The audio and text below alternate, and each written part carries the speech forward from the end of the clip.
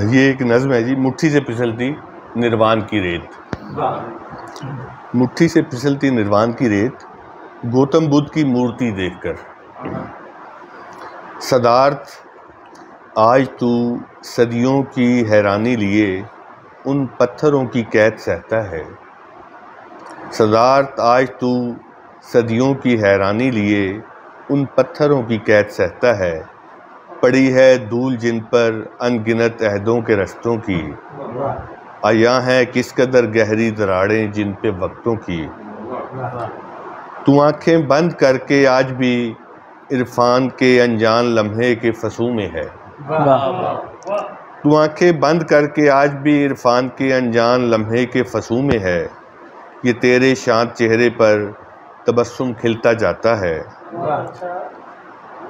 وہی لمحہ کہ جس کی جستجو میں تو گھنے جنگل کے اندر گم رہا برسوں، مگر پایا تو کیا پایا، فقط نروان کی ایک خشک سی ٹہنی۔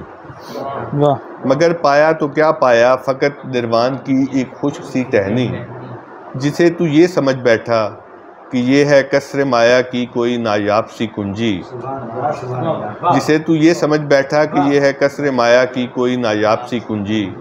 بڑھاپا، موت، بیماری کا دکھ تجھ پر ابھی تک کھلکھلاتا ہے، جسے تو چھوڑ کر بستی سے بھاگا تھا۔ بڑھاپا، موت، بیماری کا دکھ تجھ پر ابھی تک کھلکھلاتا ہے، جسے تو چھوڑ کر بستی سے بھاگا تھا۔ صدارتھ اپنی آنکھیں کھول، اپنے من کے کاغذ پر لکھی دنیا سے باہر آ۔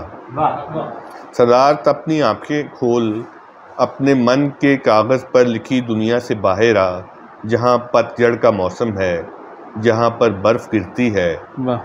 وہ برگد جس کی چھایا میں تو اپنے خواب بنتا تھا، وہی جنگل کے جس میں شانتی کے پھول کھلتے تھے، وہ سب کچھ کٹ چکا ہے۔